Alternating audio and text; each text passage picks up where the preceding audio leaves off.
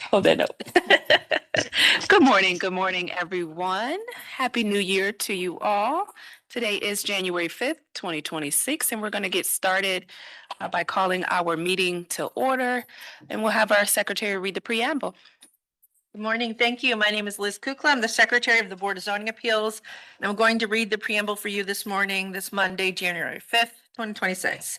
In compliance with notification requirements of the city's open meeting law and section 101.021 of the codified ordinances of Cleveland, Ohio, 1976, notice of this meeting has been publicly posted. All boards and commissions under the purview of the City Planning Department conducts its meetings according to Robert's Rules of Order. Actions during the meeting will be taken by voice vote. Abstentions from any vote due to a conflict of interest should be stated for the record prior to the taking of any vote. In order to ensure that everyone participating in the meeting have the opportunity to be heard, we ask that you use the raise hand feature before asking a question or making a comment. The raise hand feature can be found in the participants panel on the desktop and mobile version and activated by clicking the hand icon. Please wait for the chair and facilitator to recognize you and be sure to select unmute and announce yourself before you speak. When finished speaking, please lower your hand by clicking on the raise hand icon again and mute your microphone. We will also be utilizing the chat feature to communicate with participants. The chat feature can be activated by clicking the chat button located on the bottom of the WebEx screen. Please note that call-in users can unmute by using *6. All meeting activity is being recorded via the WebEx platform. These proceedings are also being live streamed via YouTube for public view. We have provided a link to the meeting for those who wish to speak on a particular case via our website and email. All requests to speak on a particular matter have been considered. We've also received emails from those who provided written comment on a particular matter. Back to you, Madam Chair. All right, thank you for that. Can we call the roll, please? Sure. Ms. Holzer? Present. Ms. Roca? Present. Mr. Madison? Present. Ms. Faith Present. will, Ms. Faith will be absent this morning, and Ms. Wilson. Present. Madam Chair, we have a quorum with 4 members. With 4 members, we need to make this announcement that with 4 members present, the appellants run the risk of a tied vote. If the vote is tied, the variance is denied. So at this time, the appellant may request a postponement to a future date when we have 5 members present. Okay, is there any appellant present who would want to request a postponement until such time that we have 5 members available, either in the room or online? All right, I am hearing none, so I will move forward. Do we have any postponements or withdrawals today? No, we do not. All right, so we're going to go right ahead and call the first case we have on the agenda. It's calendar number 25-229. This is at 3801 Trowbridge Avenue. Do we have Jose Quinones available? All right, do we have a representative from 3801 Trowbridge Avenue? Diane Bijay. Good morning, Ms. Bijay. Thank you for being here today. We're going to go ahead and have Ms. Holzer read in the case. Thank you. Our first case is calendar number 25-229. This is at 3801 Trowbridge Avenue. Jose Quinones, owner, proposes to erect a 24-foot by 24-foot detached gable garage in a C1 local retail business district. The owner appeals for relief from the strict application of the Cleveland Codified Ordinances as stated in the agenda and the public record, of which there are 3. With a note that a consolidation by professional surveyor of the vacant lot and existing dwelling within the same ownership is required before issuance of the building permit. Traffic engineering approval is also is required as well. And with that, I will hand it over to Mr. Madison for the oath. Thank you. At this time, we will swear in all those who are present to participate in this case. We will start with those in the room. If you are present in the room, please come forward. You can have a seat at the table and please turn on the mic, and then we'll move online. So please come up if you would like to speak. No? I have one, but I thought you meant everybody was going to be sworn in. I thought was that. Oh, okay. Thank you. It's just for this case. So at this time, we'll move online. So do you swear and affirm that the testimony you are about to give is the whole truth and nothing but the truth? Please raise your hand, reply if I do, say your name, spell your name, and provide an address for the record. Diane, we'll start with you. Diane Bijay, New Creation Builders, representing 3801 Trowbridge. Our address is 818 East 73rd, Cleveland, 44103. Thank you, and I do. Did I hear that? I do. Yes, I do. Okay, thank you. Is there anyone else present online that would like to participate? Seeing none, Madam Chair, I'll turn the meeting back over to you. All right, thank you so much. Can we have history of the property, please? Thank you, Madam Chair. This property was originally zoned general retail in 1929. In 1975, it was changed to the current local retail business district. In our Records Administration Office, we found that in 1928, a permit was issued to erect a dwelling. 1940, a permit was issued to erect a second floor addition. There are no variances on file. And then in the more recent history, in our Acela system, we see that in 2001, a permit was issued to re-roof the property. And then in September of last year, a permit was applied for to demolish the garage on site. And that's all that I have. Thank you. All right, thank you. Can we have legal, please? Madam Chair, members of the board, appellant is requesting area variances from the minimum distance and driveway requirements of the zoning code. To obtain the area variances, appellant must prove that denying the request will create a practical difficulty not generally shared by other land or buildings in the same district, will deprive the appellant of substantial property rights, and that granting the variances will not be contrary to the purpose and intent of the zoning code. All right, thank you for that. Ms. Bajay, you have the floor. You want to tell us about your variance requests? I am very uninformed on this, so I'm going to wing it. The homeowner himself, after I advised him to get a consolidation and a survey, went down on his own, sat with Mr. Wells. They discussed something which was not discussed with me. And the next thing I knew, I was on a calendar. So I have very little information on what was discussed by Mr. Wells and the homeowner. I do understand that this is two separate properties, and the garage was originally built 90% on the other folio, the empty lot, the one not upholding the resident. So I don't know what the grandfather rules to this are. I'm at your mercy here. I do know that the gentleman who owns the home is a Cleveland police officer, and he took a lot of liberties in doing this himself. And that's great. I wish more homeowners were more involved, but no one filled me in. So my only assumption is they were basing this on more than 90% of the existing garage that was torn down, I believe last year before. I don't remember the date on the history, but that we're replacing that garage. The apron to that property coming off Trowbridge is already existing, the drive and the apron.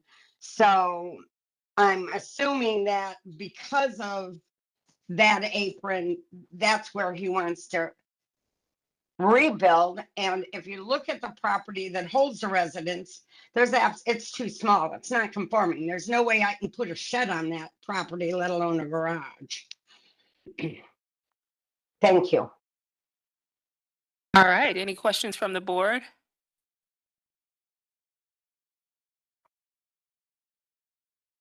Any comments from city planning? Good morning. My name is Xavier Bay. I'm representing city planning. So as you can see on the screen, the property is split up into two parcels. And so typically when you're erecting a new structure, you can't build it over parcel lines. And so that could be one of the points of recommendation that came from the plans examiner with the applicants to consolidate the parcels, so you're not building over property lines. And also this being an accessory garage for the home, that's the other reason we'd want to see this all on one parcel. As was mentioned, a lot of this context is existing already. We're in support mainly for the placement of the garage because there's not any other place you could put it that won't be any closer to an existing garage. The parcel adjacent to the south has another home very close to the parcel line. So wherever you place the garage on this property, you'll be within 10 feet of a main building on an adjoining lot. So that variance would be needed if anyone were to build a garage on this property. Also, the curb cut and concrete is already existing there. So it wouldn't necessarily be two curb cuts that they're proposing on this one property after it's conjoined. It's just basically a double wide existing driveway.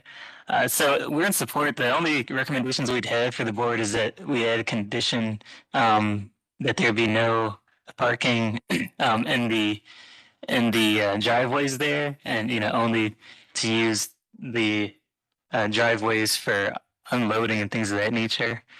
That's all I have. All right, thank you for that, Mr. Bay.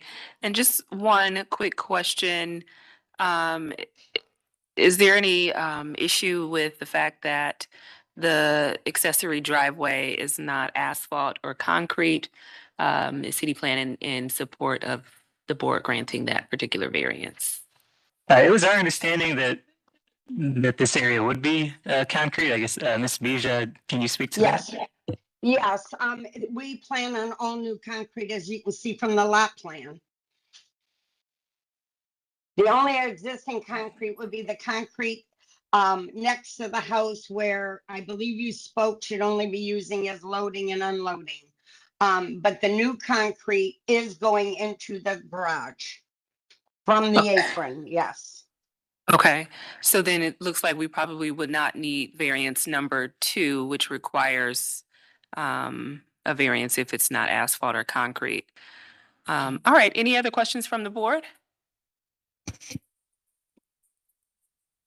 Yeah, please go right ahead. Yes, Madam Chair, just through you, Diane, if the variance is denied, can you please speak to the practical difficulty of the project?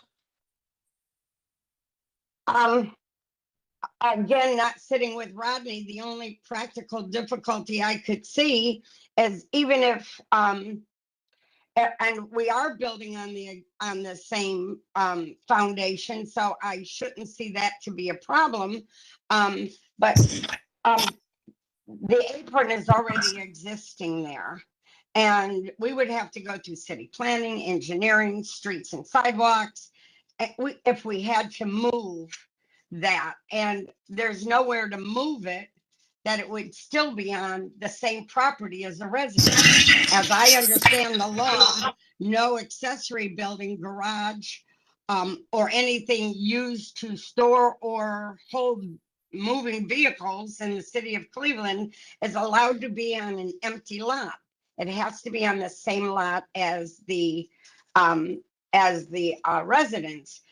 In this case, 10% of it is sitting on that lot.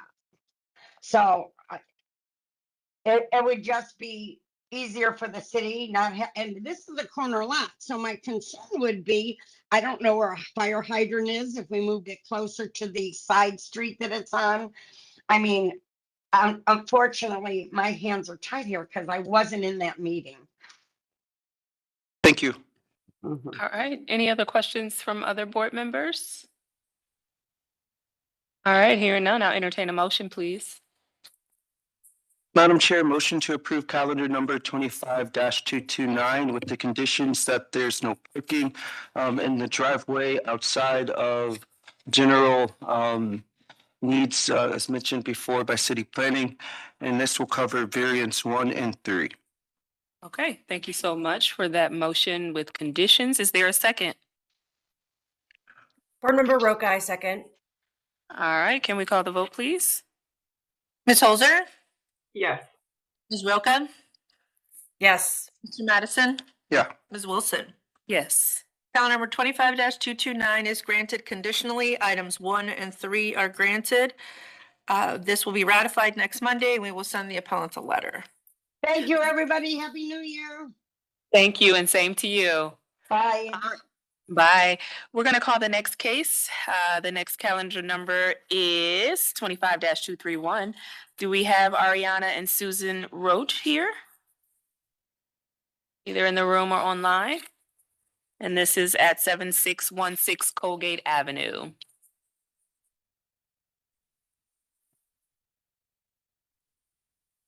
Second call for Ariana and Susan Roach for 7616 Colgate Avenue. All right, I am not hearing anything from this particular appellant. We will recall that case. I'll move now to calendar number 25-234. Is there someone present from Forest Property Group? And this is at 3328 East 118th Street.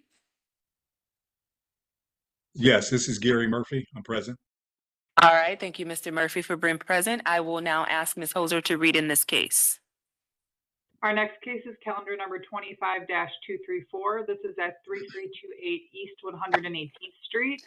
Forest Property Group owner proposes to change the use from a 2-family to 3-family in a B1 2-family residential district. The owner appeals for relief from the strict application of the Cleveland Codified Ordinances stated in the agenda and the public record, of which there are 2, with it looks like four notes on section 337.03C. And with that, I will hand it over to Mr. Madison for the oath. Thank you. We'll swear in all those who are present for this case. Do you swear and affirm that the testimony you are about to give is the whole truth and nothing but the truth? We'll start with those here in the room. If you are present, please come forward, and then we'll also just move to the internet here. So Gary, can you please raise your hand, reply if I do, say your name, spell your name, and provide an address for the record? Yes, I do swear and affirm. My name is Gary Murphy, and my address is 83 Ledge Road, apartment 301, Northfield, Ohio. Thank you.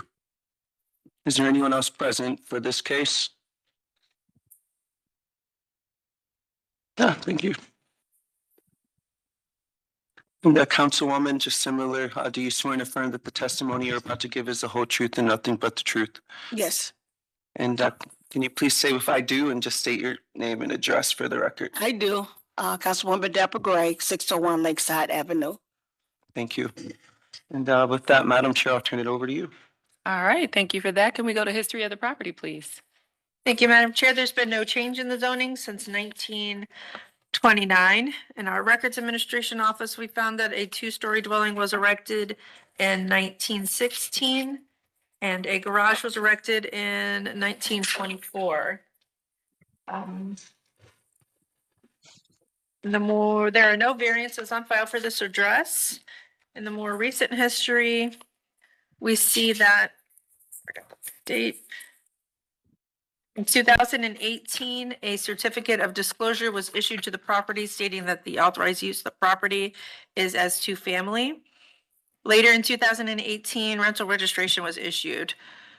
In 2023, we see that a lead safe certificate was issued to the property. Status is inactive.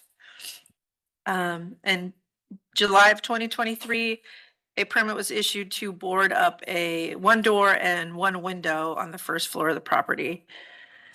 In 2024, there was an exterior violation, exterior maintenance violation issued to the property. In May of 2025, a certificate of disclosure was issued to the property stating that the authorized use is as 2-family.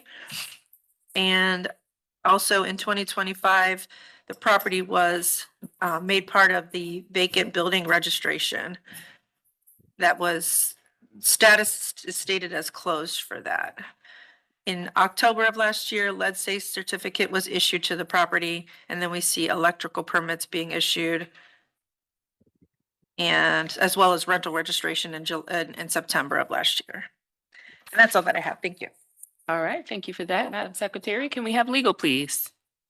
Madam Chair, members of the board, appellant is requesting a use variance from the requirements of the zoning code. To obtain the use variance, appellant must prove that denying the request will result in an unnecessary hardship particular to the property, such that there will be no economically feasible use of the property without the variance, will deprive the appellant of substantial property rights, and that granting the variance will not be contrary to the purpose and intent of the zoning code. Under section 337.03C, The Board of Zoning Appeals, upon prescribing proper safeguards to preserve the character of the neighborhood, may grant special permits for the remodeling of existing dwelling houses or the erection of row houses to provide for more than 2 dwelling units, provided that the square feet of the lot area to be allotted to each dwelling unit is in accordance with the area regulations included in Chapter 355. The dwelling units to be created will not be smaller than 2 rooms and a bathroom. There will be no exterior evidence that a remodeled dwelling house is occupied by more than 2 families, except that as such may be permitted by the board.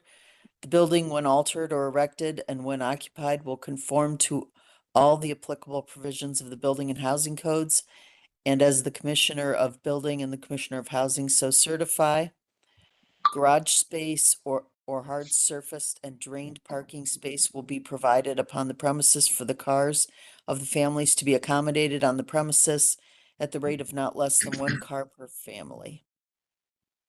All right, thank you for that. I'll now turn to the project team. Mr. Murphy, you want to tell us about your variance requests?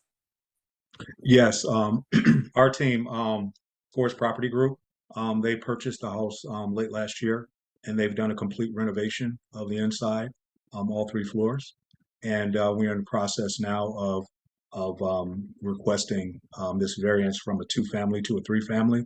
The purpose is, and I've talked with Councilwoman Gray about this, is that our goal is to improve the amount of quality housing in Ward 4 and throughout the city.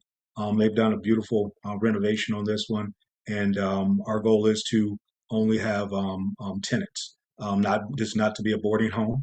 I've talked with Councilwoman about that as well. This is not going to be a boarding. This is only for tenants who are residents, either Section 8 or private pay. And the quality of the rehab has been fantastic. All right, thank you for that. Any questions from the board? All right, Councilwoman, you want to chime in? Yes, I would. Hi, Mr. Murphy. How you doing? Hey, good morning, Ms. Gray. Good, good. I know we spoke a couple of weeks ago about various things that you want to come into the ward to do with housing. Right. I wasn't. We did not. I'm just saying. I don't recall this specific property that we spoke on specifically. I know we spoke on various properties that you want to obtain to acquire to put for affordable housing per se. Okay, so I just want to be on the same page with you up to now. Correct. All right. Correct. So my question is that you want to convert this from a 2-family to a 3-family housing. That is correct. Okay. Due to you want to convert the 3rd floor to a 3-family housing, so what would incumbent the 3rd floor finish for how many families will live in there? Would this be for a 1-person unit or a mother and a child unit? And is there going to be like a kitchen as well as the 2 bedrooms, bathroom? How would that 3rd floor finish accommodate a person lifestyle to live in if they don't have everything that the 2nd or 1st floor has? And also with the parking situation, because I did drive by there yesterday to look at the entire property to understand how would a family live in a 3rd floor unit per se. Correct. So for this property, and I'm glad that you drove by as well. When you want to walk through, we can schedule that as well. But on the 3rd floor, our goal is to have this as a 1-bedroom single, but it has a full kitchen and a bathroom as well with a shower, in the bathroom as well. And we've also upgraded it to make sure it has a fire safety exit as well to the home. So we've done all the work that needs to be done. Our goal is to, based upon the zoning code, meet all 5 of those requirements in terms of the square footage, the number of rooms, things like that. So we are according to the code, we believe we meet those requirements. Okay, All right. Does that Okay. conclude your comment? Okay. yes. Any comments from city planning? Good morning. My name is Xavier Bay.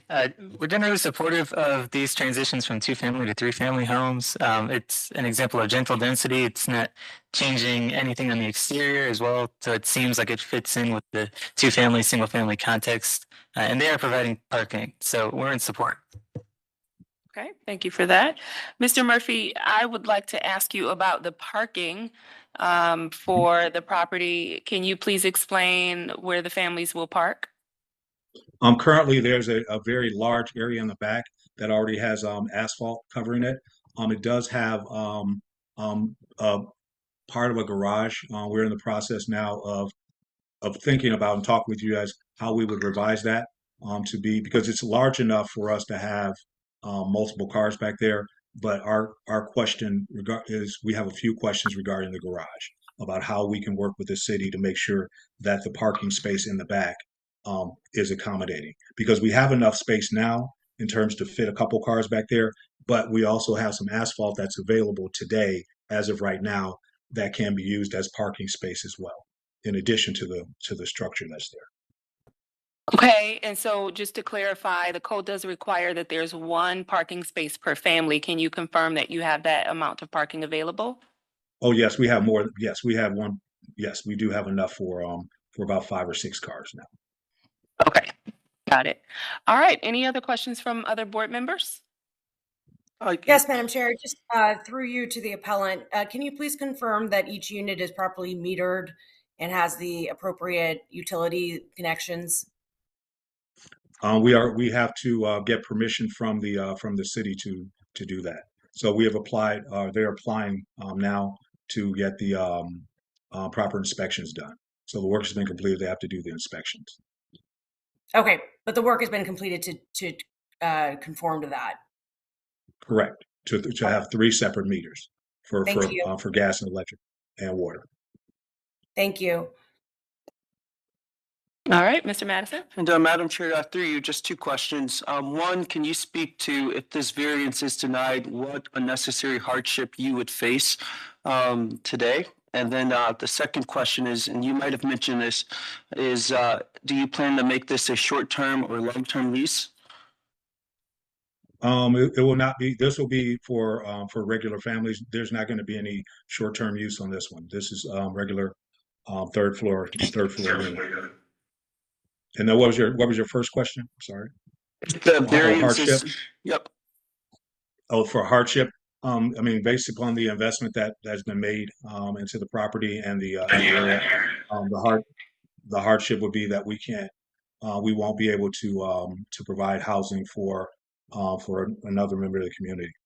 I mean, even though we may be able to convert it to just a 2-family with a extra room on the 3rd floor. Thank you. All right, any other questions? Hearing none, I'll entertain a motion, please. Madam Chair, motion to approve calendar number 25-234 based on today's testimony. All right, thank you, Mr. Madison. We have a motion. Is there a second? Board Member Holzer, I second. All right, thank you, Ms. Holzer. Can we call the vote? Ms. Roca? Yes. Ms. Holzer? Yes. Mr. Madison? Yes. Ms. Wilson? Yes. Calendar number 25-234 is granted. This will be ratified next Monday. The appellant can contact us next Wednesday for further instruction. Okay, thank you very much. All right, you're quite welcome. Good luck with your project. We're going to call the Thank you. next case, and this is calendar number 25-235. Do we have someone present from Duplex 123 Street LLC?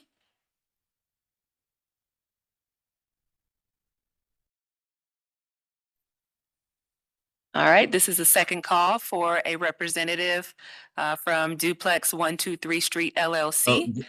Yeah, that is me as well. That is Oh, me as that's well. you as well. All right. Yes, Thank you for it's that. exactly. Yes. So, yeah. All right, I'm going to have Ms. Holzer read in this case, please. Our next case is calendar number 25-235. This is at 3406 East 123rd Street, Duplex 123 Street LLC. Owner proposes to change use from 2-family to 3-family in a B1 two-family residential district. The owner appeals for relief from strict application of the Cleveland Codified Ordinances as stated in the agenda and the public record, of which there are two. And with that, I will hand it over to Mr. Madison for the oath. Thank you. For this case, we'll start here in the room and then we'll move over to you, Gary. Do you swear and affirm that the testimony you're about to give is the whole truth and nothing but the truth? Councilwoman, we'll start here with you. Swearing for this particular case. Yes, I do. And just for the record, can you provide? Councilwoman Deborah Gray, address 601 Lakeside Avenue. Thank you. And Gary, same for you for this case. Yes, I swear and affirm. It's Gary Murphy, 83 Ledge Road, apartment 301A, Northfield, Ohio, 44067. Thank you. And is there anyone else present for this case that would like to swear in at this time? Seeing none, Madam Chair, we'll turn it back over to you. All right, thank you for that. Can we go to history of the property, please? Thank you, Madam Chair. There's been no change in the zoning since 1929. In our Records Administration Office, we found that in 1919, a permit was issued to erect a two-story dwelling and a one-story garage. In 1975, a permit was issued to erect a chain link fence. There are no variances on file. And then in the more recent history in our Acela system, we found that in September of 2017, there was violations issued to the property regarding exterior maintenance. In October of 2017, rental registration was issued to the property. November of 2017, a certificate of disclosure was issued stating that the authorized use of the property is as two-family. And then skip forward to 2023, a certificate of disclosure was issued again stating that the authorized use of the property is as two-family. In February of 2023, lead safe certification was issued to the property and rental registration was issued in March of 2023.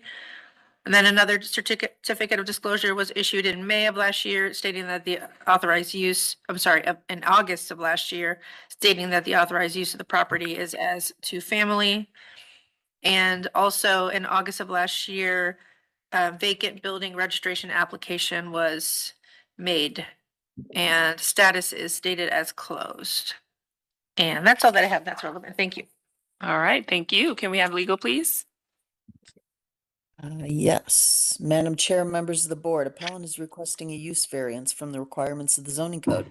To obtain the use variance, appellant must prove that denying the request will result in an unnecessary hardship particular to the property, such that there will be no economically feasible use of the property without the variance, will deprive the appellant of substantial property rights. The variance will not be contrary to the purpose and intent of the zoning code.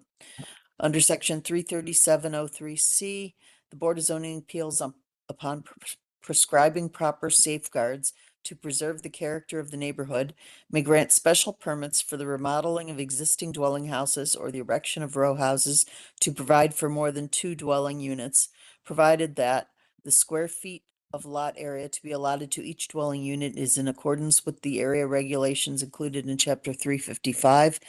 The dwelling units to be created will not be smaller than 2 rooms and a bathroom. There will be no exterior evidence that a remodeling dwelling house is occupied by more than 2 families, except that as may be permitted by the board. The building, when altered or erected and when occupied, will conform to all applicable provisions of the building and housing codes as the Commissioner of Building and the Commissioner of Housing so certify. And the garage space or hard surface and drained parking space will be provided upon the premises for the cars of the families to be accommodated on the premises at the rate of not less than 1 car per family. All right, thank you for that. Mr. Murphy, you have the floor. Go ahead and tell us about your variance request. Yes, this variance is the same company, different LLC, but high quality of work being done in the community. And this one is larger than the previous one. So this one will actually have 2 full bedrooms, which will accommodate a full family. It also has a kitchen and full bathroom as well on this one. And we've also completed the installation of the fire safety escape as well. I put pictures in there as well for that. We put those in it as well. All right, can you speak to sort of the same questions that were asked last time? Tell us about the parking, tell us about the metering and so forth. Yes. Yes, so in terms of the parking, currently there is no garage for this one. It's all asphalt back there now. So we're looking into um, to clearing out more space for more asphalt to be put in place so that we'll have about 4 to 5 spots as well for this project as well. And then in Okay. terms of the usage, we do not, this organization does not do boarding homes, and they do not do Airbnb or short-term use rentals as well. That is not the goal that we have for rebuilding the community. We want families from the community to have a nice place to live without a lot of not to belittle the Airbnb thing, but we want families in this community who have the ability to contribute to the longevity of the community. So Okay, and what about the metering? the metering is currently being put in place to have 3 meters. If you look at the picture for the first floor, we have for the basement we have 3 electric panels that have been installed. Now we have to get the proper metering set up with the city with Cleveland Public Power or the electric company. Okay, thank you for that. Councilwoman, you want to chime in? Yes, I do. I want to say I appreciate the fact that you you came into the ward and you are renovating abandoned homes that need to be renovated and kept. We want to see more homes renovated more so than tore down and have all these empty partials per se. So I do appreciate that what you have done to these homes that have been abandoned for a long time. And also to say that to bringing more population back into our community is very important because we need to thrive from that and people to feel safe and inviting back into our certain communities that need this. So I commend you on doing this for the abandoned homes that since I've been in the ward and also been council, these homes have been abandoned for a long time.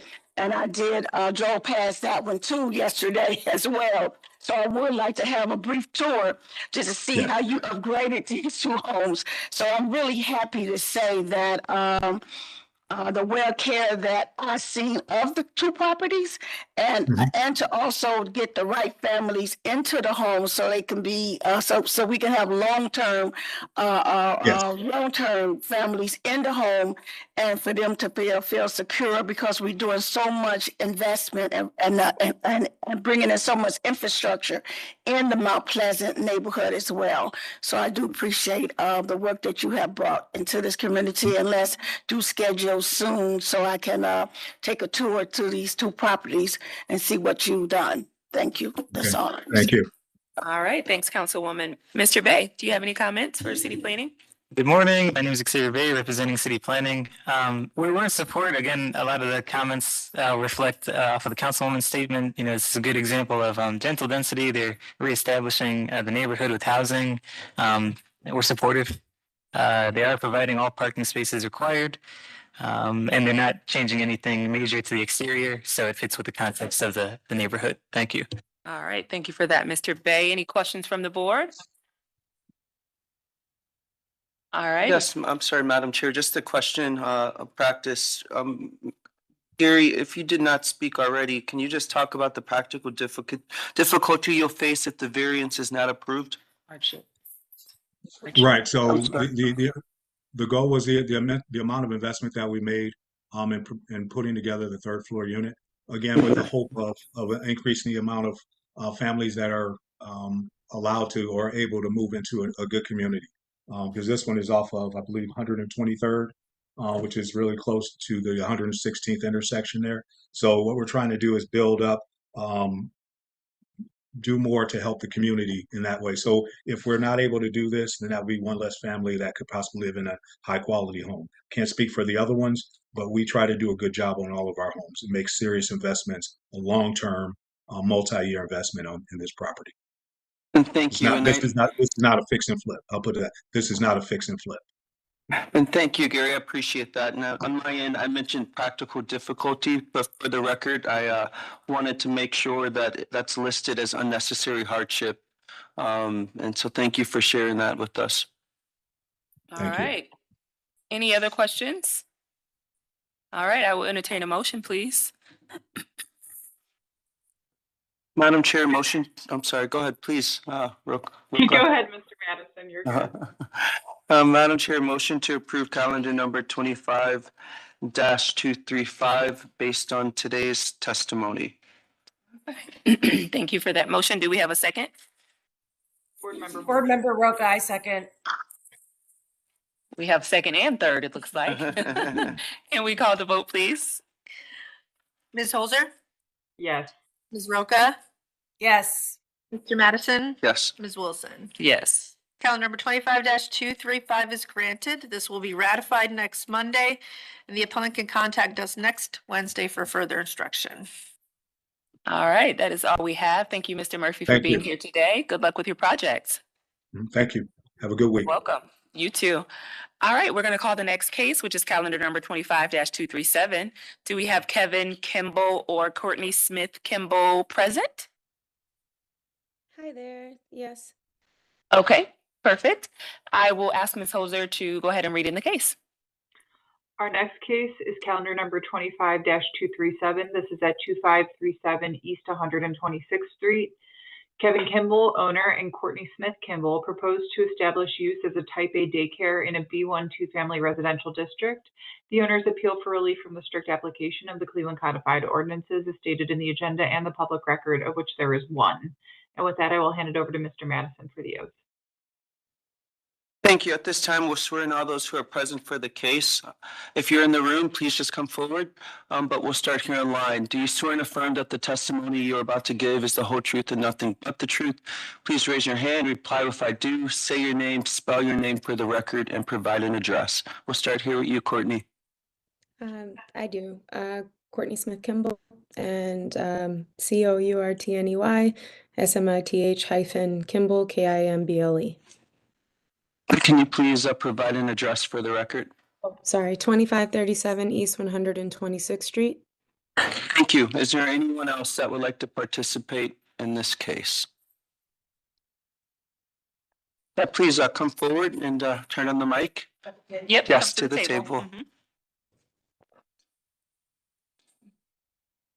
And you can bring a chair up as well if you would like.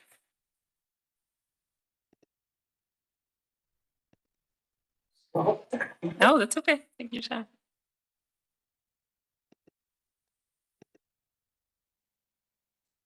So we'll just swear you all in as well. Do you swear and affirm that the testimony you're about to give is the whole truth and nothing but the truth? You'll simply just raise your hand and reply if I do, say your name, spell your name, and provide an address for the record. We'll start with you at the end here. I do. My name is Sherry Widowson, SHERRY WIDDOWSON.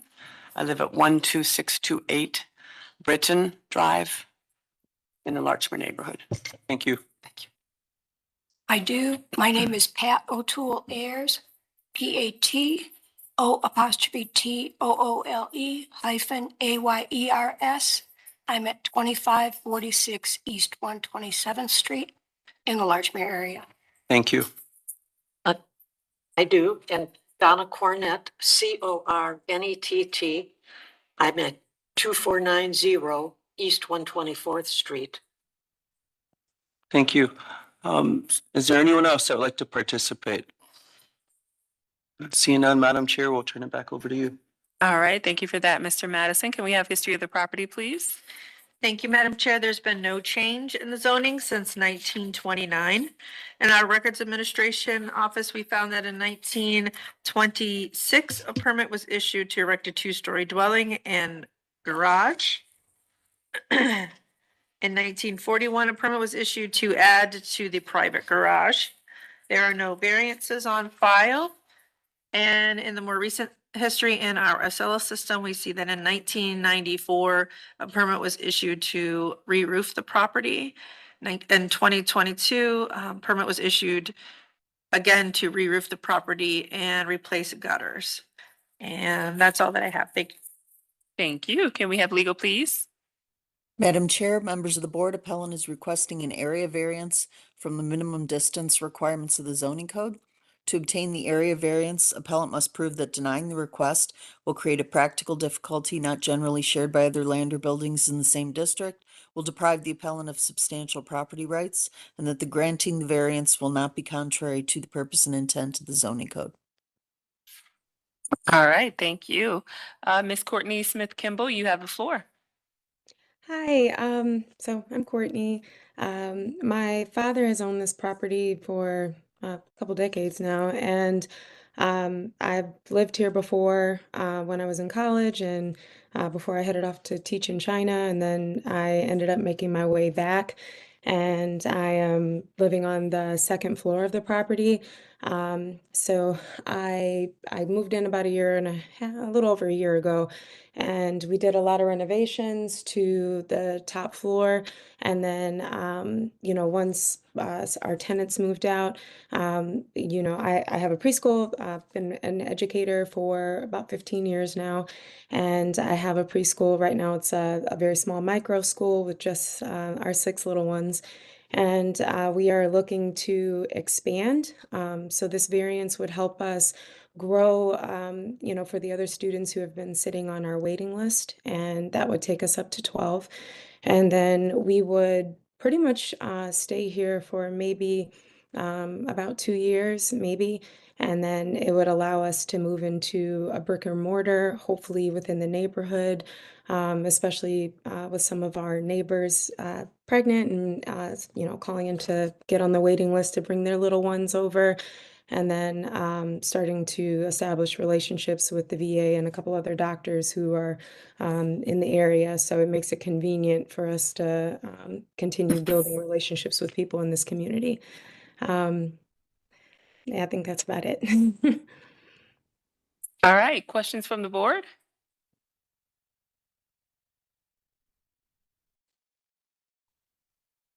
All right, there's no questions. I will now turn to the ladies at the table.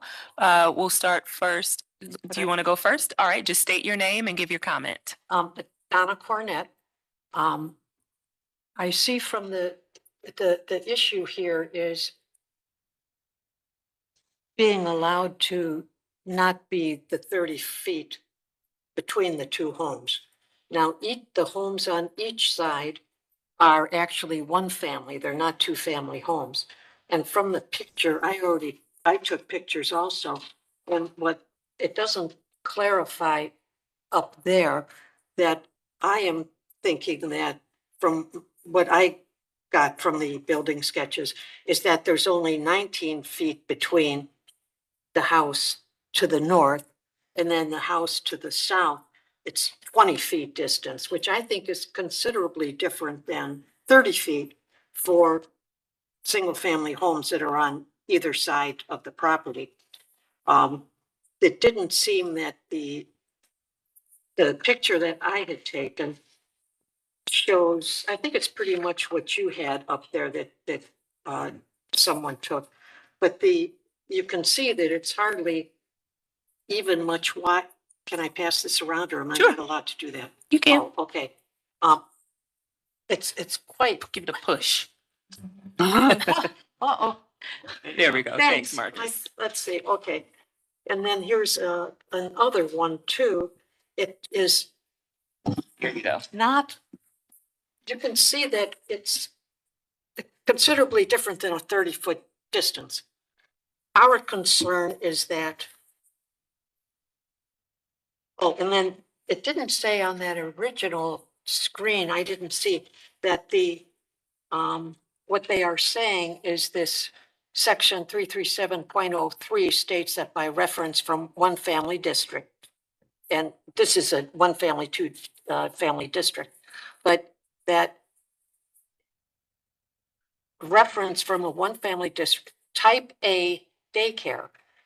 And this was not addressed on there, but a type A daycare actually allows up to 12 children in the daycare. So it seems like going from 6 to allowing 12 is a considerable difference. Noise factor with children that close to the next door home. Each of these lots are on either side. The three that showed are 45 feet wide and then 130 feet deep. And I also have a picture actually of the corner street in this neighborhood. Here, I can actually give you more than one. But anyway, this is Mount Overlook Boulevard, and the sign is there. And so this house in question is the third house down. Now, this house is on Mount Overlook, faces Mount Overlook. And you can see that this is a very residential street. And so their house is the third one down. So it's very close to Mount Overlook. It just shows that it's a very residential street and the houses are pretty close to each other. The issue on the child care allowing 12 in the home versus 6. Also, this issue says that child care centers and type A homes may operate any part of the 24-hour day. So this could be a problem also, these homes being so close, because there is need for childcare if someone worked night shift and they had to have the child there, or even evening shift where maybe the children are there until 11 o'clock at night. The other thing is the play area requirements for the amount of square feet. I think that they do meet that, even with that home and taking away the space of the garage. If they only had up to 12, I think they would qualify for meeting that minimum square footage, which is 60 square feet of play area. Another thing now, they do have to comply now with the state requirements also, which I don't see anything particularly a problem with that. Our main concern is going up to 12 children and then being able to have that 24 hours. Now, she may not be planning on doing that, but she could do that because there's no requirement then that because having going from a type B to a type A child care, I think is going to could be a problem. As far as possible from the picture that I showed you of how it abuts Mount Overlook, I have not researched it, but I don't know if this would have any problem as far as property values for adjoining homes. Even the home across the street is a 45 by 45 by 130 deep property. So all these homes are on pretty small lots, and it's I don't want to call it congested, but the homes are very close to each other. I don't know if there was any other thought that I had that might be a problem. And the maximum age of daycare is actually 14 years old. That's a 9th grade child, which can be a little rowdy. I don't want to say rowdy, but they just take up more space. So that would be another issue because the original, she has an address going from a type A to a type B daycare facility. Let's see the property there. I think that's about, and I have a copy also of where it is. It's a third house down from Mount Overlook. Then there is property adjoining to the back directly behind, but it looked like there was enough space there that it wouldn't impede the situation happened to have the backyard. And it looks like they already you have to have an enclosed fence backyard, which means, and I think from that picture, it looked like they do have a gate at the back of the house and then a fence. And they do have a garage, which takes up some of that play area. And then for play area, you have to have certain surface for any active playground, any like swing or something. You can't just have the driveway or the concrete, and it can't just be grass. It has to be special material for that. So I think that we're kind of looking at a lot of issues related to addressing type A to type B, from type B to type A daycare. And I'm concerned about setting a precedent now of granting a variance for only 19 feet wide or 20 feet wide for a driveway. And because of the number of staff that you have to have, depending upon the ages of these 12 students, so you're going to have staff, maybe you have to have 2 or 3 staff members. They're going to be in and out of the driveway or parking across the street, and people bringing and dropping off and picking up their children on that driveway, that narrow driveway in the house. I just think it's going to be very imposing on the adjacent homes. I don't know if they have issued any complaint, but it makes it very difficult when it's a neighbor and you don't want to be the one that I don't live, I'm not one of the 2 houses on each side. So it's very difficult when it is your neighbor, for the neighbor to object. It kind of makes for bad relations. And both of the homes on either side they've lived there for quite a while. They're not new property owners. All right, thank you for your comments. I will now turn to you, Ms. O'Toole Aris. Do you want to give comments as well? Do you currently live in the property? Wait, so you give comments that are directed to the board? Oh, I'm sorry. No, that's okay. Does she? But she did state that she lives in the upstairs unit Okay, and so she's converting the downstairs, to the facility, to the daycare facility. because I live behind that house. Okay. My concern is the number of children, the number of employees, and where are these children going to play? Because I believe it's a 2-car garage in the backyard, and our properties aren't all that big. And so I don't see that there's a whole lot of play area. I'm also concerned about setting a precedent. This is a very active neighborhood. Residents are very active in our community, and we're also protective of each other. And I can understand from her standpoint, it's a perfect location to live upstairs and have your business downstairs, but how does it really affect the rest of the neighborhood? And I'm not so sure we want to go down that path. Okay, thank you for your comment. All right, we'll now turn to you. You want to go ahead, Ms. Whittleson? I thank you, Donna, for doing great research. Just to reiterate, the precedent being set is of concern. We're very interested in keeping our neighborhood residential, except for, of course, Larchmere Avenue, or Larchmere Road. Increasing a business that's already there may open the door for other businesses to move in a residential neighborhood. I'm not sure legally if variances are needed additionally for each particular case. I'm questioning if it was described as preschool, which may indicate that it's only daytime hours. But my concern is also if it's 24-hour use and the activity in the neighborhood in the middle of the night, the safety of people in the home in the middle of the night around there, and the home itself where the daycare is. So my question is basically the hours of operation. She talked about it being short-term and possibly moving to a brick and mortar.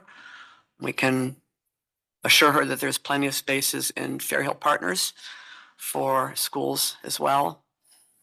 So those were just some questions I had that wanted clarification. All right. If I could add just one other thing. Hold on one second. You can't I'm speak out of sorry. turn. Give me 1 second.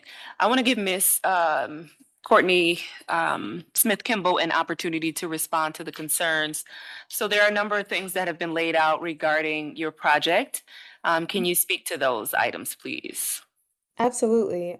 So I just want to start off by saying thank you for, coming and speaking today because one of the things that I've always loved about the Larchmere community is the involvement and the fact that people care. And it has made me feel safer living here as a woman by myself and now a single mom living here also with my daughter. And I would never implement something that would make the community uncomfortable. So, with that said, my neighbors are very well aware that we're here and what we're doing. In fact, I'm sure that you all have been here for a while, so you probably know Maria and Elba who live next to me. And they donate toys, and Elba has even helped us with the kids gardening, and they're very supportive of what we're doing as well as our other neighbor. This is something that I even talked with Heidi about. She lives down at the end of the street on 126, very active in Larchmere Porch Fest and everything else that Larchmere has to offer. And she thought it was a wonderful idea. And initially, I was trying to explore brick and mortar first, but that definitely has a significant overhead cost, and this allows us to grow into that new space, which I would like I said, to remain part of the community because we are actually serving the children of the working parents in this community. Um, and then let's see. So our hours of operation are from 7:30 a.m. to 5:30 p.m. and we have been operating since June. So, and we haven't received any complaints up until this point, and most people don't even know that we're here, except for a lot of the parents who are walking their dogs or walking by and they call us directly to find out more information because they're so excited that we're here. Um, and then, as you said, in growing to from a six student center to an actual type A, we are working with Starting Point, and we will be licensed and complying with all of the rules and regulations, which is why we have these detailed floor plans, because this is the first step in us making that transition. Our students are between 18 months and rising kindergartners, so they're pretty small, but big personalities.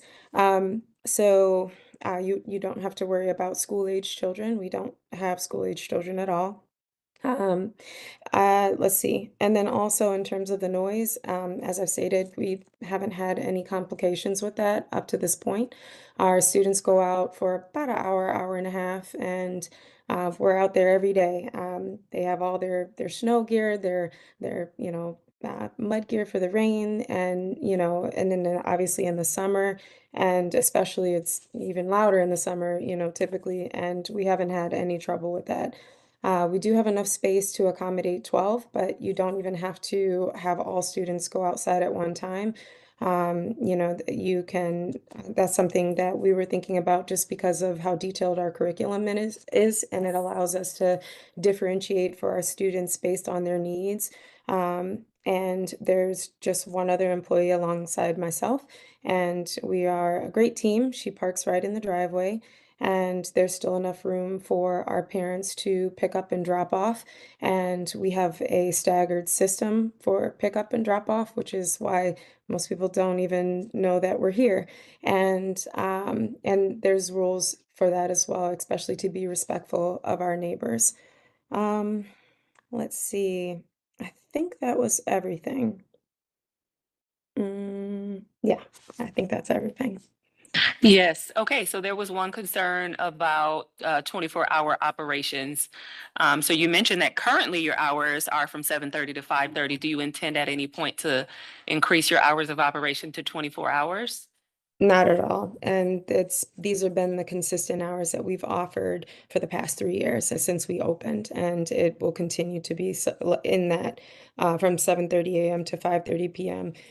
One, because that allows us to, accommodate working families, and then also I live here, so and also have a daughter of my own, so I would definitely be respectful to working hours. Okay, thank you for that. Another concern was regarding the noise factor. Can you just explain a little bit about how you're going to contain now up to 12 little people so that they don't have, an impact on your neighbors when it comes to the noise?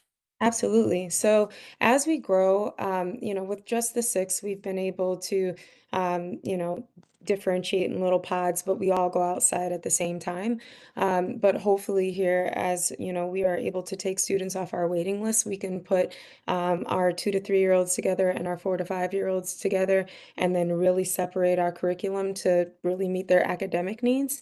And then that will also allow us to stagger when they go out. So we can have two groups because you don't have to take all your students out at one time. So we would continue with the six that we've been going out with, and that would allow one group, and then they would come back in and start their studies, and then the other group would go out. So it would be about the same. Okay, understood. And then I know that you explained in terms of pickup and drop off that you have a staggered system. Do you see any impact on that system, meaning a negative impact causing problems with your neighbors, considering that you might increase your number of students to 12? I do not, because we still have ample time, especially from 7:30 till 9 a.m. when our curriculum starts, for parents to come in and drop off. And it's been working beautifully, and we have time or space in our morning to accommodate more parents. So there's no congestion. Okay, thank you for that. Any other questions from the board? All right, any comments from city planning? Oh, I'm sorry. Good morning. My name is Xavier Bay. Somebody's speaking. Give me Sorry. 1 second, okay? Hi, my name is Xavier Bay, representing city planning. We're generally supportive of the proposal here. It's great to hear that there's a very intentional plan for the pickup and drop off as well as the play area. And also great to hear that hours of operation are mainly the daytime hours. So we don't see this proposal having a negative impact on the community. Also, we've heard the amount of employees being provided and how their parking won't impact the drop-off pickup system that's proposed. We're supportive. And also I'll mention that the variance being granted for the daycare won't allow this business to expand any further. They have to come back to this body to get further approvals for larger expansion at this property. Thank you. Thank you so much for that, Mr. Bay. All right, I'll give you an opportunity to give one last word, state your name and give your comment.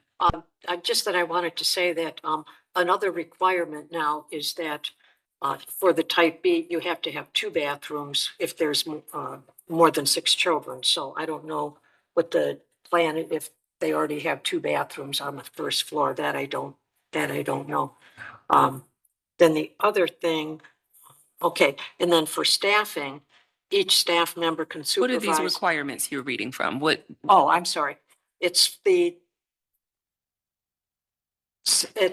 code 717.04, type A daycare. It's about changing her license to a type A from a type B, because type B can only have 6, but now she can have, but the maximum that a staff member can supervise is 6 children, or a maximum of 3 children that are under age 2. So this is because she could now be doing a type A daycare. Okay, let me hear from my chief zoning administrator. Shannon, I can see that your hand is raised. Do you want to chime in? Yeah, good morning, Madam Chair, Chief Zoning Administrator Shannon Leonard.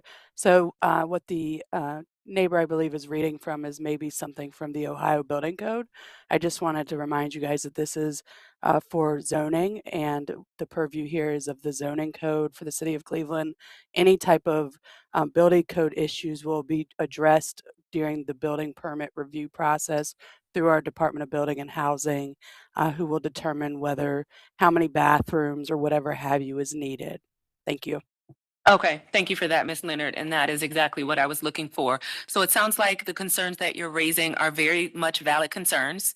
We're not disputing that in any way, but we do want you to know that there is a process that is in place that is not necessarily for today's meeting, but there is a process in place to make sure that all of those rules that you're reading from are going to be complied with.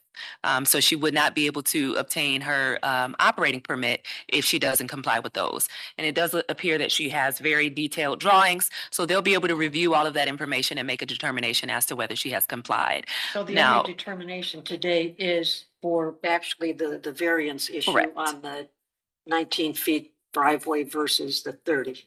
Okay. Yes, and there's no dispute that it's smaller than 30, which is why she requires the variance. It's considerably, yeah. Yeah, and so the only question for this board to decide today is whether that variance could be granted. So as it relates to that variance, any additional comments from either of you before I move forward? No? All right. Any other questions from the board? Yes, just Madam Chair, question of a standard of practice. Courtney, could you please just share what practical difficulty you would face if the variance is denied today? Yes, we are, like I said, a micro school, and I am formerly a teacher. I worked at Hawken, and when I had my daughter, I left and started this school. So I didn't start with a ton of resources. I started with being, a professional in this field and a love for what I do. So in making this next step to 12, it's a big deal for us. We started off in my own or my other house, in my original house, and now coming here allows us to expand and welcome some more of those community members in. So if we were not able to do this, there would be families who would struggle to find another childcare facility that they trust, because as we all know, finding high quality care, not just, so high quality care in terms of making sure you feel safe about your child being somewhere for a significant portion of the day. But then in addition, it would be very hard for them to find a place that offers the quality of education that we actually offer. Because the bar for early childhood education is not anywhere near what we're doing. We go far beyond what the basic requirements are. Our students are typically reading by 3. We do full STEM classes with these kids. They get to garden, they get to do yoga. So it is, we are very different than any other preschool that you know of. And so that would make it very hard for those families, but then also for our school personally, it would make it difficult to expand, because to move into a brick and mortar while, paying your own bills and paying your employees, that it costs a lot of money. And so this next step would be what allows us to be able to take that further step into a brick and mortar in about a year or 2. Thank you. All right. Thank you for that. Any other questions from the board? All right, so we're now going to move into a motion. And before we do that, I just want to state to Ms. Kimball, if there's a way that you can, make yourself available to the neighbors who may have concerns, so that if there's any issues, they can reach out to you directly. And I would just say the same to you all. If there's any concerns, you definitely want to feel free to reach out to Ms. Kimball. And that relates to this operation or whether she gets to expand it. I can see that both of you are eager to chime in. Go right ahead. Just for point of clarification, so the daycare will remain 7:30 to 5 or 5:30? Yes, her hours of operations have been stated as 7:30 to 5:30. And if you take up to 12 children, are you limiting the ages? Yes, she stated that her ages are limited from 2 to 5. Okay. Mm-hmm.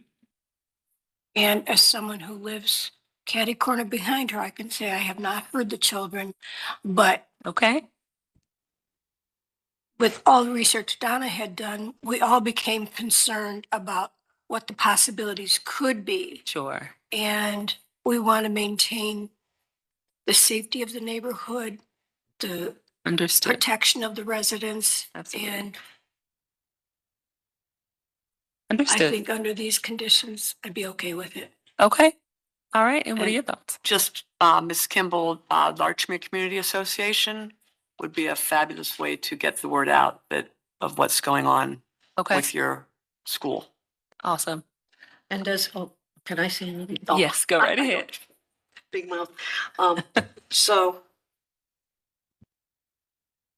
if the variance is approved to do less than the 30 feet, also these other issues where she is guaranteeing her hours of operation will remain the same and her number of students will remain the same. So I'm wondering why change from a type B to a type A daycare situation? Does this confirm or regulate her then that she is not going to be able to function as a type of, with more children or change her hours?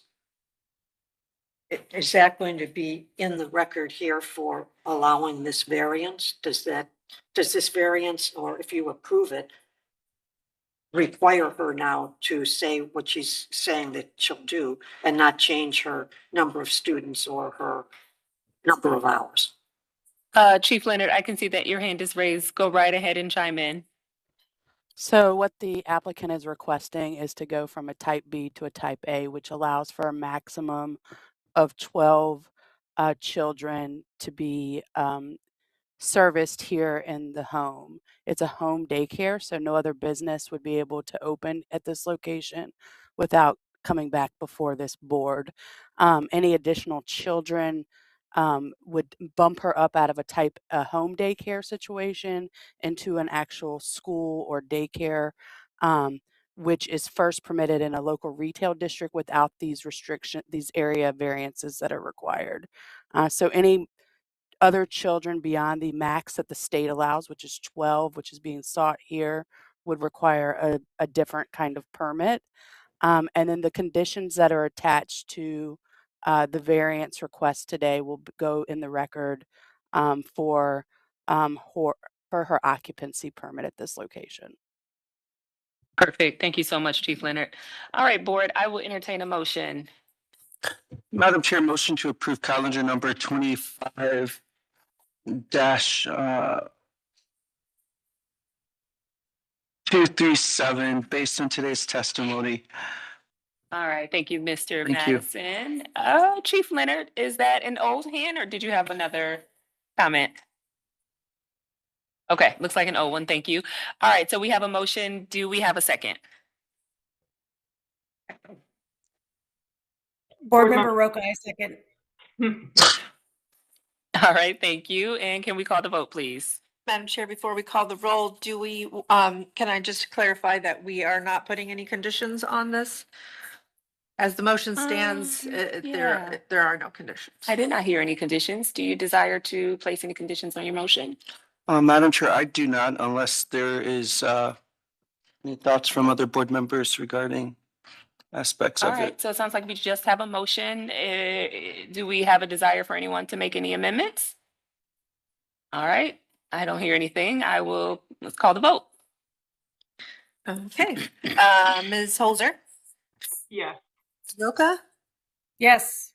Mr. Madison, Yes. Ms. Wilson. Yes. Calendar number 25-237 is granted. This will be ratified next Monday, and we will send the appellant a letter. She can contact us next Wednesday for further instruction.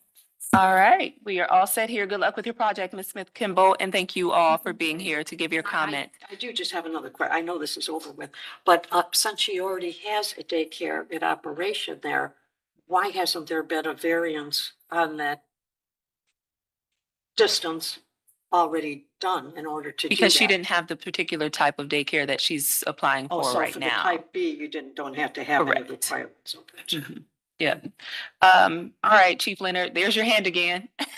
Yeah, I was just going to say that any type B daycare is permitted no matter the residential district, starting in single family across the state. There's no, as long as it's 5 or less children, they're permitted throughout the city of Cleveland as well as other jurisdictions, just because of the extreme need for childcare services across our state. Awesome. Thanks for clarifying that, Chief. All right, all set? The education. Absolutely. You're so welcome. Thanks for coming down. Okay, thank you. All right, that concludes this matter. We're going to now call the next case. This will be calendar number 25-183. Do we have someone present from Premium Properties Ohio LLC? Yes. Okay, perfect. Ms. Holzer, I'll have you read in this case and you can come forward. All right. Our next case is calendar number 25-183. This is at 414 East 146th Street. Premium Properties Ohio LLC proposes to change the use of an existing 2-family residence to a 3-family residence in a B1-2 family residential district. The owner appeals for relief from the strict application of the Cleveland Codified Ordinances as stated in the agenda and the public record, of which there are 6. This case was postponed from October 20th at the request of the appellant due to a scheduling conflict. And with that, I will hand it over to Mr. Madison for the oath. Thank you. At this time, we'll swear in all those present for this case. Do you swear and affirm that the testimony you're about to give is the whole truth and nothing but the truth? Please raise your hand. I do. And name, address. L. Walter, E-R-I-K, Walter, W-A-L-T-E-R. My firm is 60 South Park Place, Painesville, Ohio, 44077. Thank you. You're welcome. Is there anyone else present? Seeing none, Madam Chair, I'll turn it back over to you. All right, thank you for that. Can we have history of the property, please? Thank you, Madam Chair. There's been no change in the zoning since 1929. In our Records Administration Office, we found that in 1916, a two-story dwelling was erected on the property. 1921, an addition was made to the property. And also, Madam Chair, I do see that a dwelling was added to the property in 1921. Then, Madam Chair, in 1931, a permit was issued for a third floor addition, room and bath. 1945, a permit was issued for an interior stairway. 1958, Madam Chair, there was a correction for violations, and there's a notation for stating that 3 suites. I'm not sure, I wasn't able to find the documentation to expand further on what that means exactly, but that was in 1958, again, to correct violations to 3 suites. And then, Madam Chair, there are no variances on file for this address, but we see that in 2023 in our Acela system, a permit was issued to re-roof the property. And also in 2023, a permit was issued, a certificate of disclosure was issued stating that the authorized use of the property is as 2-family. And that's all that I have that's relevant. Thank you. All right, thank you for that. Can we have legal, please? Madam Chair, members of the board, appellant is requesting a use variance and area variances from the maximum gross floor area, minimum lot area, parking, minimum total side yard, and minimum interior side yard requirements of the zoning code.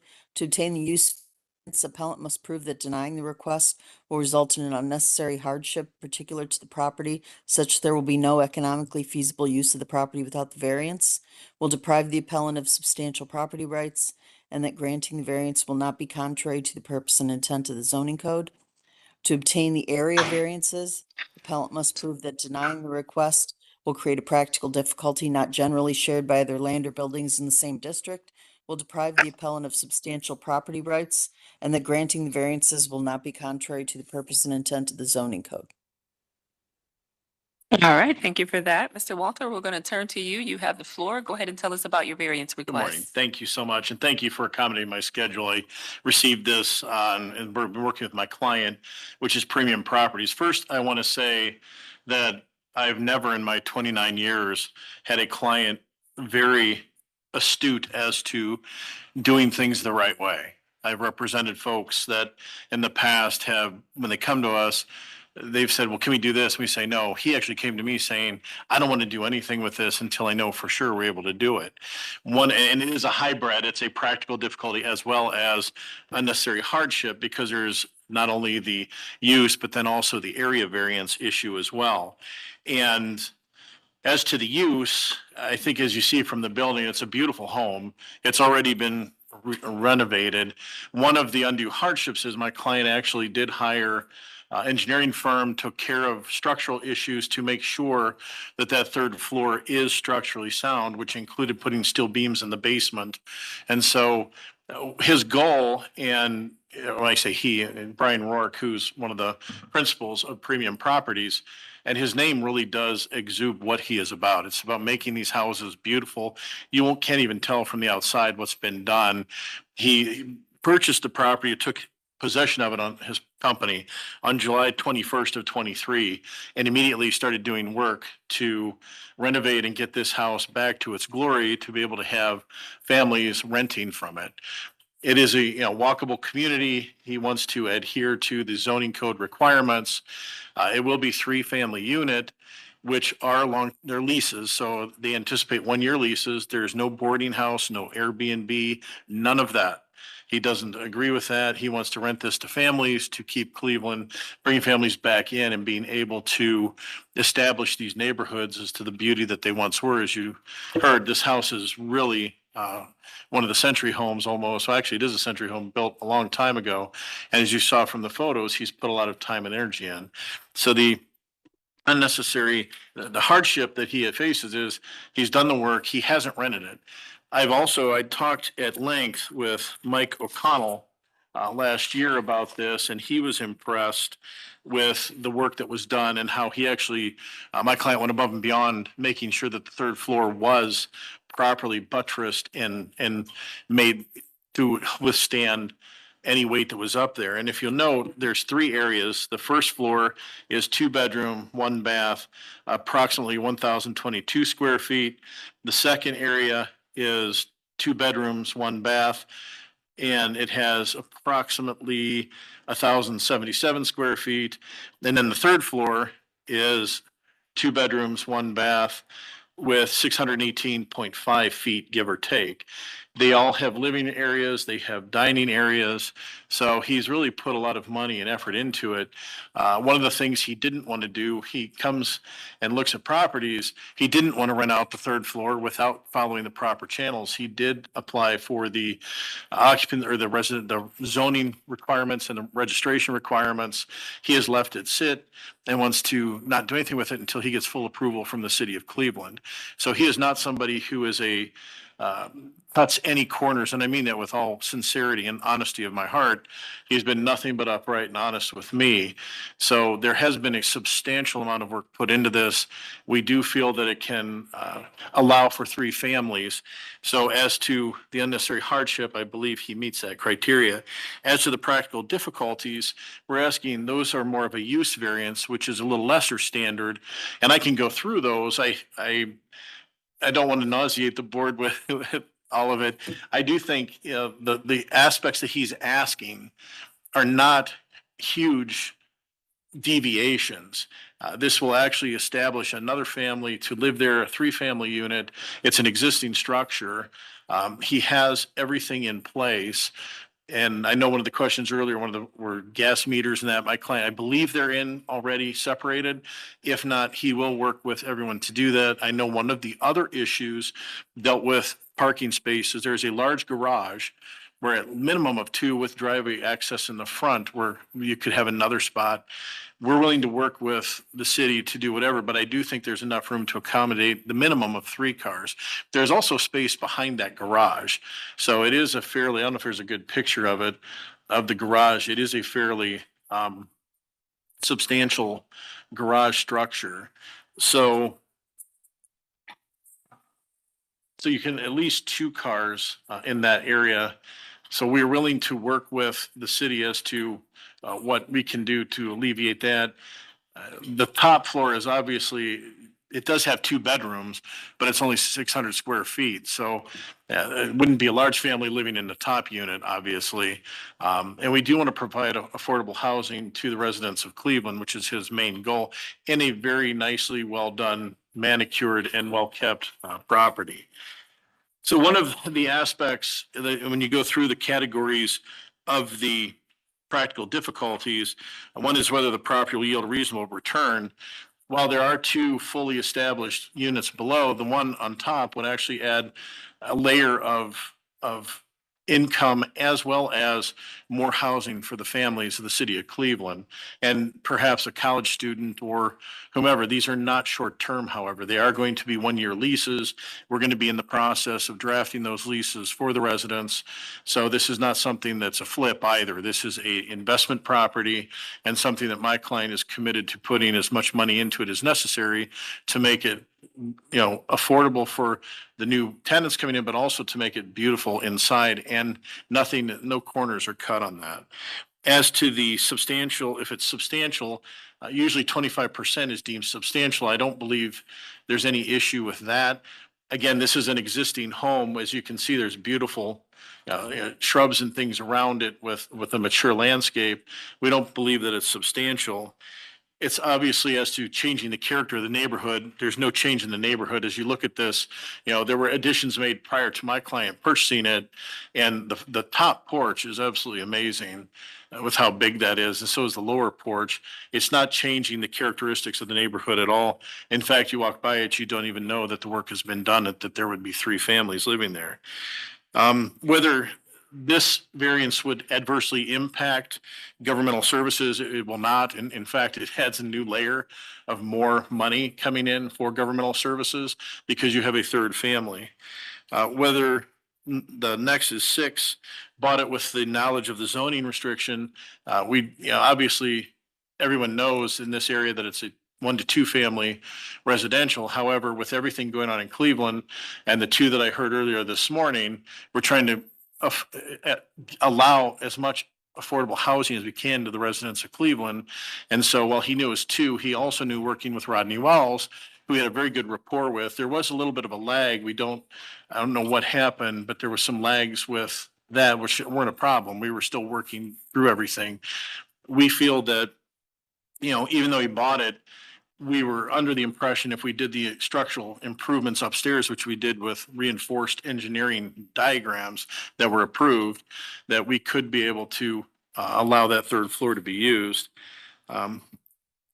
If there's any way to obviate through other means, there's not. We have a 3rd level that would otherwise just sit there. It already now has 2 bedrooms and a full apartment, almost like a studio, quite frankly, that is affordable living for a family. And then whether the spirit of the zoning code will be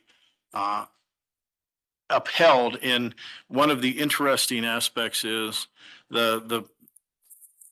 your zoning code obviously promotes health, welfare, all of those, but also like a walkable community.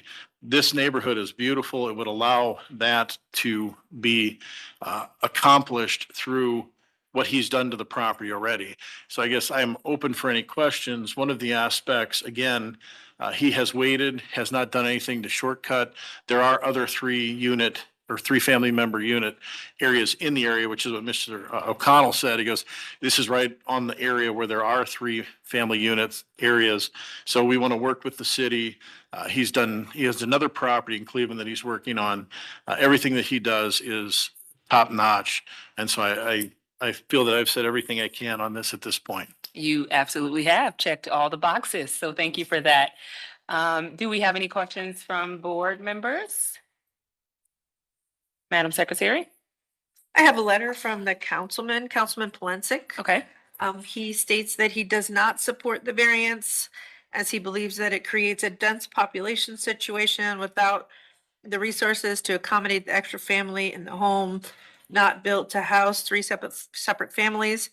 Second, more often I find that we receive these requests coming from out-of-town landlords who do not understand the dynamics of the neighborhood and why these are 2-family residential districts, and all too often look only at these as possible income opportunities only. If you have any questions, please contact me, Michael D. Polensik, Ward 8. All right, thank you for that. I'll give you an opportunity to respond to the concerns. you heard. Premium Properties is not looking at this solely for investment to then flip it. Again, he is a developer who has a connection to the area. While he may be out of state, he actually has talked to our firm to doing all of their legal work in relation to the homes that they're buying. Their goal is to allow affordable housing for the residents of the city of Cleveland. I'm shocked that Councilman Polensik's against it, because everything that was done was done with every aspect of making it safe and at the same time keeping it so that it does not alter or change the district.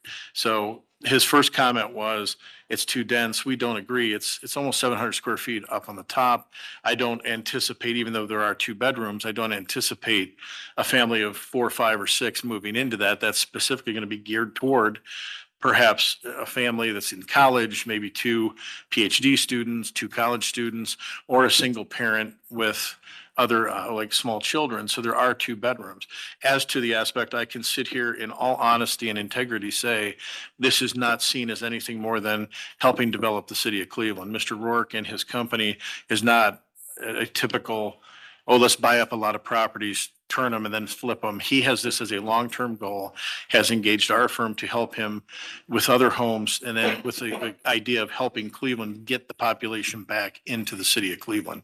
So he is not a developer looking to make a fast buck on this or not being vested in the city. He comes back quite a bit and is vested in the city of Cleveland. Okay, thank you for your comments. Mr. Bay, any position from city planning? Good morning. My name is Xavier Bay, representing city planning. The proposal here is for a 3-family and a 2-family district. We're supportive of we're supportive of gentle density that's being proposed, as we've seen from previous cases today. It's also, the property is located on a corner lot and just south of Lakeshore Boulevard, which actually places this property within the transit-oriented development zone. So and in that respect, we support the variance for having one less parking space than needed. Generally, just to summarize, we're supportive here. Our citywide plan calls for, increasing density and having multiple housing typologies. We also believe that the proposal here isn't causing much detriment to the neighborhood. The exterior of the home doesn't seem to be any different than the homes nearby. Thank you. All right, thank you for that, Mr. Bay. One last call to the board for questions. All right, hearing none, I'll entertain a motion, please. Madam Chair, I actually did have a Oh, question. sorry. And this may have been stated, but I just, so I'm sorry if I missed it. But if you could please clarify for the board, will your firm be a property manager here? Will there be a property manager involved? There will be. He will have, and he plans on having a property management company who is local, not one from out of state, who will manage this. When his absence, my firm will be doing any legal aspects such as drafting of leases, doing the work that's necessary. And he is pretty much available all the time. So I would represent to the board that while he isn't going to be managing it himself, there will be local roots here. And if there's ever an issue, I will state to the board members, you can contact my firm and I will immediately get in touch with him and it will be corrected immediately. This is not something, and I mean that with all sincerity. I'm selective after 29 years of doing this with who I take as clients. So he has every intent to be responsive and dutiful with what has to be done. And yes, there will be some type of management on site to be able to do repairs, but they will be a local Cuyahoga County, preferably group. And I believe he already has one in place that's doing his other property in Cleveland already. Great, thank you. That's great to hear. And my one suggestion would be, based on the councilman's comments, maybe have your client reach out to the councilman and provide some contact information to that property manager. So there's, a means of communication if there are any issues with the neighbors or the councilman has any questions. Absolutely. When I get done here and I'm on my way back, and although it is hard to be here on January 5th, I appreciate everyone being here today. It was difficult this year. I will immediately call him and let him know to reach out to Councilman Polensek. I appreciate that. All right, any other questions from the board? Hearing none, I'll entertain a motion, please.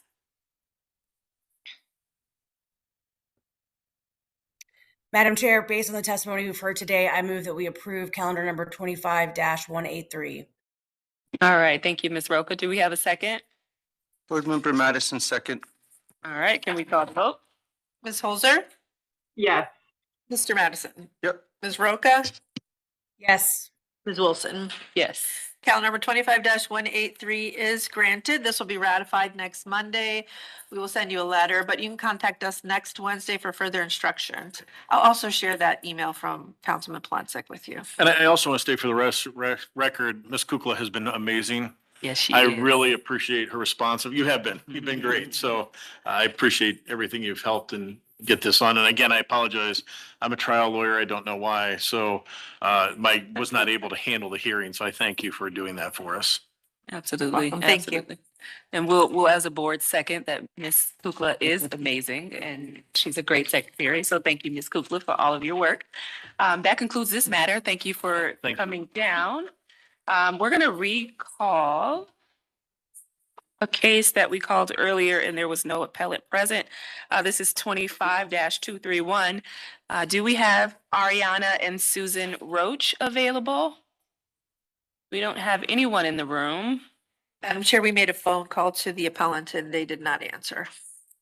Okay, so we don't have an appellant. Do I have an emotion for this particular matter? Madam Chair, motion to dismiss. All right, thank you, Ms. Hoser. Do we have a second? Board Member Madison, second. All right, can we call the vote? Ms. Rotha? Yes. Mr. Madison? Yes. Ms. Holzer? Yes. Ms. Wilson? Yes. Calendar number 25-231 is dismissed. All right, so that concludes our matters for today. We've heard all of the cases. I'll now turn to the old business. We have numbers 1 through 5 that are up for ratification. Any objection? No objection. No objection. No objection. All right, all of those are ratified without objection. We also have an affirmation in calendar number 25-111. This is Dion Christian Bay, who requests more time due to a delay in acquisition of a land bank parcel involved in the process or the project. Any objection to giving additional time to this project? No objection. No objection. No objection. All right, that will be affirmed without objection. We'll also note that we have 2 other miscellaneous items. Number 1, there is a matter that has been appealed. This is Michael Fiala's appeal in calendar number 25-187. It looks like we'll get a decision on that soon. We also have a second miscellaneous matter where the Court of Common Pleas has remanded a case number, calendar number 24-089 back to the board to be heard again. So we'll hear that case when it comes forward. And that concludes our old business for today. It is now 11:13 and we are adjourned. Have a great day, everyone. Thanks, you Thank too. you. Bye, everybody. Bye.